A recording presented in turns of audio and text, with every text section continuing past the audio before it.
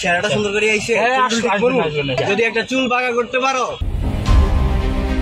রাজধানীর ধানমন্ডি জিগাতলা এলাকায় প্রাইভেট কারে পার্কিং করায় চাঁদা নেওয়ার ভাইরাল ভিডিওর যুবককে আটক করেছে ধানমন্ডি থানা পুলিশ। মঙ্গলবার দিবাগত মধ্যরাতে তাকে আটক করা হয়।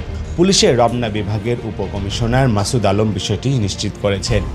আটক যুবকের নাম মোহাম্মদ আশরাফুল।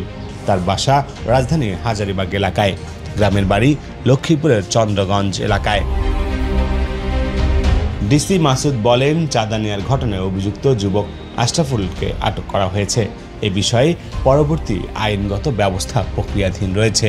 এর আগে ভাইরাল হওয়া এক ভিডিওতে দেখা যায় সাদা শার্ট পরা এক যুবক রশিদ দিয়ে চাঁদা আদায় করছেন। এ সময় প্রাইভেট কারের মালিকের সঙ্গে তর্ক বিতর্ক হয় ওই যুবকের। প্রাইভেট কারে বসা এক ব্যক্তি ওই যুবককে মাস্তানি করার প্রশ্ন করেন। উত্তরে ওই যুবক বলেন, হ করতাছি, কোনো সমস্যা?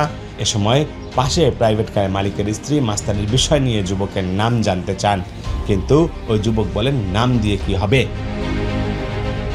ভিডিওতে আরও দেখা যায় প্রাইভেট কারের মালিক বলছেন, রাস্তার ওপর গাড়ি রাখছিলাম, ওরে চাঁদা দিলাম, এর আমি দেখতেছি।